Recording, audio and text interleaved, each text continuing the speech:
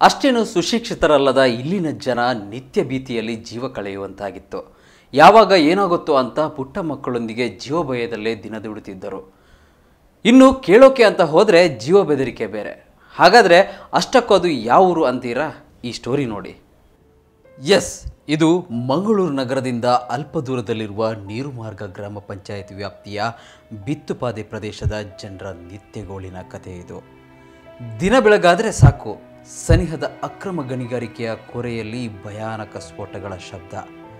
ಕಳೆದ 3 ವರ್ಷಗಳಿಂದ ಈ ಭಾಗದಲ್ಲಿ ಉಳ್ಳಾಳ ಮೂಲದ ವ್ಯಕ್ತಿಯೊಬ್ಬರು ಅಕ್ರಮ ಗಣಿಗಾರಿಕೆ ಮಾಡುವ ಮೂಲಕ ಕಲ್ಲಿನ ಕೊರೆಯಲ್ಲಿ ಸ್ಫೋಟಕಗಳ ಬಳಕೆ ಮಾಡಿ ಸ್ಥಳೀಯ ನಿವಾಸಿಗಳ ನಿದ್ದೆಗೆಡಿಸಿದ್ದಾರೆ. ಇದೀಗ ಕೆಳ ತಿಂಗಳಿನಿಂದ ಅವ್ಯಾವಹವಾಗಿ ನಡೆಯುತ್ತಿರುವ ಸ್ಫೋಟಕದಿಂದ ಸ್ಥಳೀಯ ಗ್ರಾಮದ 20ಕ್ಕೂ ಅಧಿಕ ಮನೆಗಳು ಮಾತ್ರವಲ್ಲದೆ ಪಕ್ಕದ ಮಸೀದಿಯ ಗೋಡೆ, ಗಾಜು ಬಿರುಕು ಬಿಟ್ಟು ಕುಸಿದು ಬೀಳುವ ಹಂತಕ್ಕೆ ತಲುಪಿದೆ. ಈ ಬಗ್ಗೆ ಹಲವಾರು ಬಾರಿ ಪಂಚಾಯತ್ ಅಭಿವೃದ್ಧಿ ಅಧಿಕಾರಿ, ಅಧ್ಯಕ್ಷರು, ಸದಸ್ಯರಿಗೆ ಮನವಿ ನೀಡಿದರೂ ಯಾವುದೇ ಕ್ರಮ ಕೈಗೊಳ್ಳದೆ ಅಕ್ರಮ ಗಣಿಕೋರರ ಬೆನ್ನಿಗೆ ನೀರುಮಾರ್ಗ ಗ್ರಾಮ ಪಂಚಾಯತ್ ನಿಂತಿದೆ ಎಂದು ಸ್ಥಳೀಯ ಪ್ರಮುಖರು ಆರೋಪಿಸಿದ್ದಾರೆ. ಮಂಗಳೂರು ಬಿತ್ತುಪಾದೆ ಗ್ರಾಮ ಎಂದು ಇಲ್ಲಿ ಕಳೆದ 3 ವರ್ಷದಿಂದ ಅಕ್ರಮವಾಗಿ ಕಲ್ಲಿನ ಕೋರೆ ಗಣಿಗಾರಿಕೆ ಮಾಡುತ್ತಿದ್ದಾರೆ. ಅಂದರೆ ನಮಗೆ ಇಲ್ಲಿ 3 ವರ್ಷದಿಂದ ಮಾಡೋದ್ರಿಂದ ತುಂಬ ನಷ್ಟ ಆಗಿದೆ. ಕೆಲವು ಮನೆಗಳಿಗೆಲ್ಲ ಹಾನಿಯಾಗಿದೆ, 10-20 ಮನೆಗಳಿಗೆ ಹಾನಿಯಾಗಿದೆ.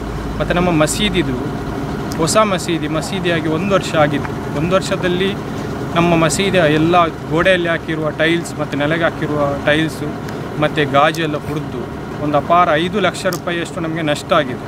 ನಾವು ಎಷ್ಟು ಬಾರಿ ಇವರಿಗೆ ವಾರ್ನಿಂಗ್ ಮಾಡಿದರು, ಇವರಿಗೆ ಇಲ್ಲಿ ಕೋರೆ ತೆಗೆಯುವ ಅಧಿಕಾರಿಗಳಿಗೆ ವಾರ್ನಿಂಗ್ ಮಾಡಿದರು. ಅವರೇನು ನಮಗೆ ಮೇಲೆ ಏನು ಆ್ಯಕ್ಷನ್ ತಗೊಳ್ಳಿಲ್ಲ. ಇವರು ಇವತ್ತು ಸರಿ ಮಾಡ್ತೀವಿ, ನಾಳೆ ಸರಿ ಮಾಡ್ತೇವೆ ಅಂತ ಹೇಳಿದ್ದಕ್ಕೆ ಮತ್ತು ನಮ್ಮ ಇಲ್ಲಿ ಸ್ಥಳೀಯ ಗ್ರಾಮ ಪಂಚಾಯತಿ ಅಧ್ಯಕ್ಷರು ಶ್ರೀಧರ್ ಅಂತ ಇವರಿಗೆ ನಾವು ತುಂಬ ಸರ್ತಿ ಮನವಿ ಕೊಟ್ಟಿದ್ದೇವೆ. ಕಳೆದ 1 ವರ್ಷದಿಂದ ಒಂದು 4-5 ಬಾರಿ ಮನವಿ ಕೊಟ್ಟರು ಸಹ ಅವರು ಯಾವುದೇ ಆ್ಯಕ್ಷನ್ಗಳು ತೆಗೀಲಿಲ್ಲ.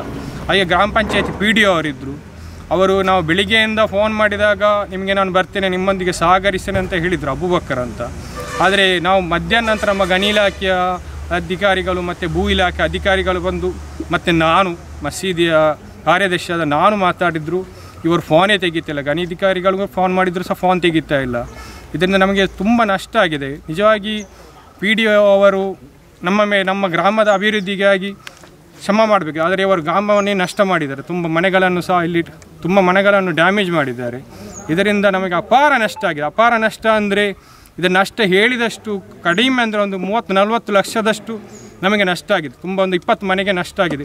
ಹೊಸ ಮನೆ ಕಟ್ಟಿದವರಿಗೂ ಸಹ ಪಾಪ ಅವರಿಗೆ ನಿಲ್ಲಿಕ್ಕೆ ಆಗ್ತಾಯಿಲ್ಲ. ಕಂಪನದ ಏನು ಎಣಿಸಬೇಕು. ಮತ್ತು ಇಲ್ಲಿ ಬೆಳಿಗ್ಗೆ 8 ಗಂಟೆಗೆ ಸ್ಟಾರ್ಟ್ ಆಗ್ತದೆ ಇವರದ್ದು ಕಂಪನ ಮತ್ತು ಸಿಡಿಮದ್ದು ಬಿಡಲಿಕ್ಕೆ. 8 ಗಂಟೆಯಿಂದ 6 ಗಂಟೆ ಸಂಜೆವರೆಗೂ ಸಹ ಇವರು ನಿರಂತರವಾಗಿ ಕೆಲಸ ಮಾಡ್ತಾರೆ. ಇದರಿಂದ ನಮ್ಮ ಇಲ್ಲಿ ಹತ್ತಿರದಲ್ಲಿರುವ ಕೆಲವು ಹಾರ್ಟ್ ಪೇಷಂಟ್ ಇದ್ದಾರೆ ಮತ್ತು ಮಕ್ಕಳಿದ್ದಾರೆ. ಇವರಿಗೆ ಮಲಗಲಿಕ್ಕೆ ಸಹ ಆಗ್ತಾ ಇಲ್ಲ. ಕೇಳಿದರೆ ಇಲ್ಲಿ ನಮಗೆ ಗುಂಡಾಯಿಸಮ್ ಮಾಡ್ತಾರೆ, ನಿಮಗೆ ಹೊಡಿತೇವೆ, ನಿಮಗೆ ನಾವು ಬಡಿತೇವೆ, ನಮಗೆ ಮೇಲಧಿಕಾರಿಗಳ ಗೊತ್ತುಂಟು ಮತ್ತು ನಮಗೆ ಶಾಸಕರ ಗೊತ್ತುಂಟು, ಈಗ ಪರಿಚಯ ಉಂಟಂತ ಪರಿಚಯ ಮುಖ ಮಾಡಿ ನಾಟಕಿ ಥರ ಮಾಡ್ತಾ ಇದ್ದಾರೆ ತುಂಬ ವರ್ಷದಿಂದ. ಇದೇನು ಹೊಸತ್ತೇನಲ್ಲ, ನಮಗೆ ಕೇಳಿ ಸಾಕಾಗಿತ್ತು.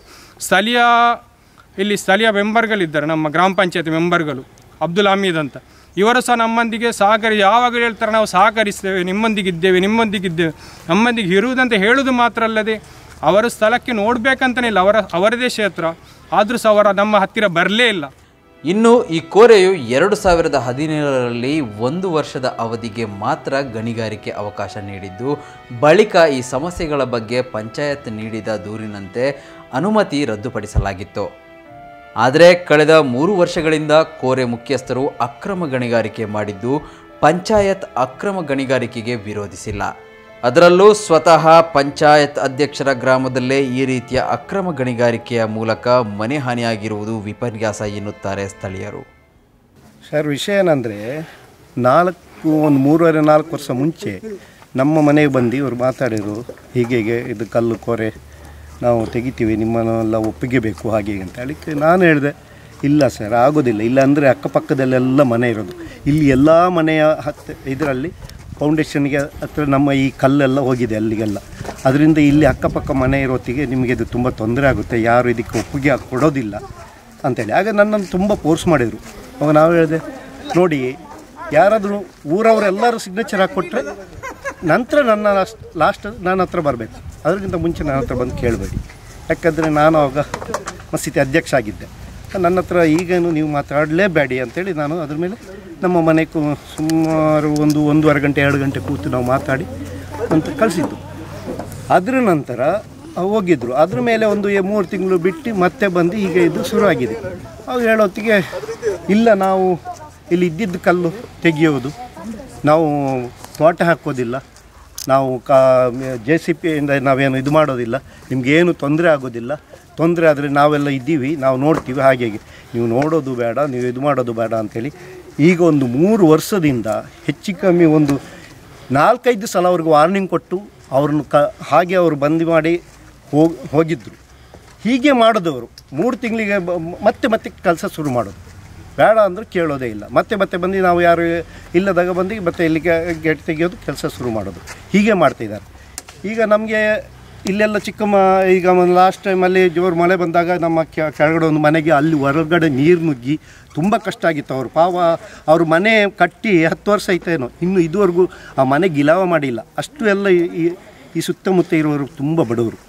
ಅಂಥದ್ರಲ್ಲಿ ಇವರಿಗೆ ಹೇಳಿದರೆ ಒಂದು ಅರ್ಥನೇ ಆಗತಕ್ಕಂಥ ಒಂದು ಜನ. ನಾನು ಹೇಳ್ತೀನಿ, ನಾನು ಹೇಳಿದೆ ಅವ್ರ ಹತ್ರ, ನಿಮಗೆ ಬೇರೆ ಸ್ಥಳದಲ್ಲಿ ಕೋರೆ ಇದೆ, ಕಲ್ಲು ಕೋರೆ, ನಾನು ಕೂಡ ಇದ್ರ ಬಿಸ್ನೆಸ್ ನಾನು ಮಾಡ್ತಾಯಿದ್ದೀನಿ, ಇದ್ರ ಕೋರೆ ಇದೆ, ಬೇರೆ ಜಾಗದಲ್ಲಿ ಇದೆ, ನೀವು ಅದು ಮಾಡ್ಬೋದಲ್ಲ, ಇಲ್ಲಿಗೆ ಏನು ಅಂತ ಹೇಳಿದ್ರಲ್ಲ, ನಿಮಗೆ ಜಾಗ ಇಲ್ಲಿ ಕಾಲೇಜ್ ಆಗುತ್ತೆ, ನಿಮಗೆ ಅದಾಗುತ್ತೆ ಇದಾಗುತ್ತೆ ಹಾಗೆ ಹೀಗೆ ಅಂತ ಅಂದರು. ಅದು ಏನಾದರೂ ಬೇಡ, ಇಲ್ಲಿಗೆ ಆಗೋದಿಲ್ಲ. ಇಲ್ಲಿ ಪಕ್ಕದಲ್ಲಿ ಈಗ ಮಸೀದಿ, ಈಗ ಇತ್ತೀಚೆಗೆ ಕಟ್ಟಿದ್ದಂಥ ಹೊಸ ಮಸೀದಿ, ಇತ್ತೀಚೆಗೆ ಕಟ್ಟಿದಂಥ 5-6 ಮನೆ, ಹೊಸ ಮನೆ ಈಗ ಕಟ್ಟಿರ್ತಕ್ಕಂಥ ಮನೆ ಅಲ್ಲ. ನನ್ನ ಮನೆ ಕೂಡ ಕಟ್ಟಿ ಆಗಿದ್ದು 3-4 ವರ್ಷ. ನನ್ನ ಮನೆ ಕೂಡ ಮನೆ 2-3 ನನಗೆ 3 ಮನೆದ್ದು ಗೋಡೆ ಭಾಗ ಬಿಟ್ಟಿದೆ.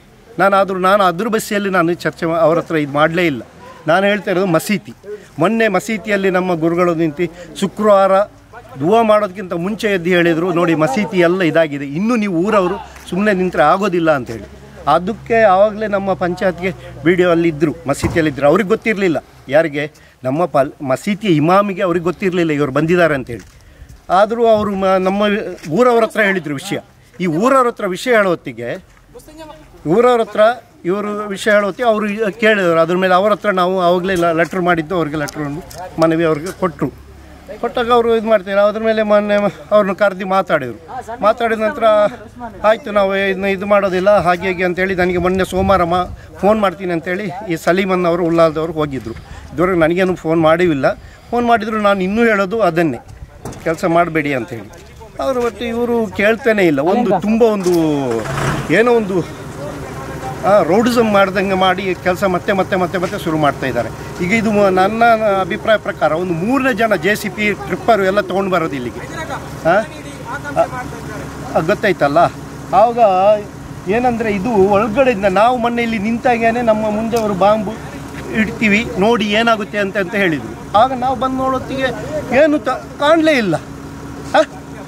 ಇದು ನಾವು ಅಲ್ಲಿ ಮನೆ ಹತ್ತಿರ ನಮ್ಮ ಮನೆಯಲ್ಲಿ ಕೂತಾಗ ನಮಗೆ ಗೊತ್ತಾಗುತ್ತೆ, ನಮ್ಮ ಗ್ಲಾಸ್ ಎಲ್ಲ ಬಡ ಹೊಡೆಯೋದು, ಗೋಡೆ ಇದು ಬಿಡೋದು, ಅವಾಗ ಗೊತ್ತಾಗೋದು. ಇದು ಹೇಗೆ ಒಳಗಡೆಯಿಂದ ಇಟ್ಟು ಇದು ಮಾಡ್ತಿದ್ದಾರೆ ಅಂತ ನಮಗೆ ಗೊತ್ತಾಗ್ತಾ ಇಲ್ಲ. ಅದು ಇದು ಎಂಥದಂತ ನಮಗೂ ಅರ್ಥ ಆಗ್ತಾನೇ ಇಲ್ಲ. ಇದರಲ್ಲಿ ಒಂಥರ ರಾಜಕೀಯ ನಡೀತಾ ಇದೆ ಅನ್ಬೋದು ಅಷ್ಟೇ. ಈ ಬಗ್ಗೆ ಪಂಚಾಯತ್ಗೆ ಮನವಿ ಕೊಟ್ಟು ಬೇಸತ್ತ ಗ್ರಾಮಸ್ಥರು ಕೊನೆಯ ಅಸ್ತ್ರವಾಗಿ ಮಂಗಳೂರು ಭೂ ಮತ್ತು ಗಣಿ ಇಲಾಖೆಗೆ ಭೇಟಿ ನೀಡಿ ದಾಖಲೆಗಳ ಸಮೇತ ಅಹವಾಲು ಸಲ್ಲಿಸಿದ್ದಾರೆ.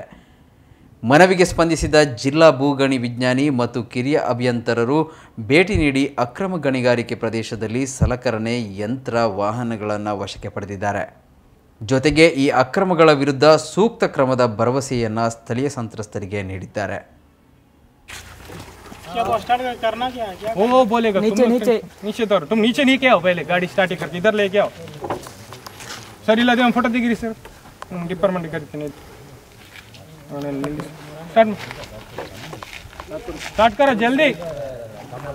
JCB ಅಲ್ಲಿ ಟಿಪ್ಪರ್ ಮತ್ತೆ ಕಂಪ್ರೆಸರ್ ಸ್ಟಾರ್ಟ್ ಮಾಡಕ್ಕೆ ಹೇಳಿ ಹೋಗಿ ನೀವು. ಟಿಪ್ಪರ್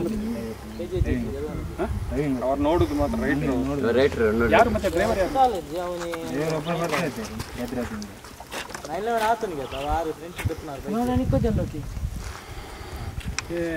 ಯಶವಂತ ಇದಕ್ಕೆ ಎಲ್ಲ ಹೊಂಡ ಕೊಟ್ಟೋಗ್ತಾರೆ. ಮುಟ್ಟುಗೋಲು ಹಾಕ್ಲಿಕ್ಕೆ ಬರಿತೀವಿ ನಾವು ಸರ್ಕಾರಕ್ಕೆ. ಮರ್ಯಾದೆಯಿಂದ 7 ದಿನ ಕೆಲಸ ಮಾಡಿ ತಗೊಂಡೋಗಿ ಚೆಕ್ ಪೋಸ್ಟಲ್ಲಿ ನಿಲ್ಲಿಸಿ, ಅಷ್ಟೇ ನಾನು ಹೇಳೋದು. ಚೆಕ್ ಪೋಸ್ಟಲ್ಲಿ ನಿಲ್ಲಿಸಿ, ನಮ್ಮ ಚೆಕ್ ಪೋಸ್ಟ್ ಇದೆ, ತಗೊಂಡೋಗಿ ನಿಲ್ಲಿಸಿ. ಇಲ್ಲ ಅಂತಂದರೆ ಈ ರೀತಿ ತೆಗಿಲಿಲ್ಲ, ಇವರೆಲ್ಲ ಪರಾರಿ ಆಗಿದ್ದಾರೆ ಅಂತ ನಾವು ಬರೀತೀವಿ ಮಾಜರಲ್ಲಿ. ಆಗ ಜಡಿಸ್ತಾರೆ, ಮತ್ತೆ ಅಲ್ಲಿ ರೆವಿನ್ಯೂ ಲ್ಯಾಂಡ್ಗೆ ಇದನ್ನು ಮುಟ್ಗೋಲು ಹಾಕೊಳ್ಳಿ ಅಂತ ಹೇಳ್ತಾರೆ. ಆಗ್ಬೋದಾ ಹಂಚಮಲ್ಪಡ ಸುಮ್ಮನೆ ಯಾಕೆ ಪ್ರಾಬ್ಲಮ್ ಮಾಡ್ಕೊಳ್ಳೋದು?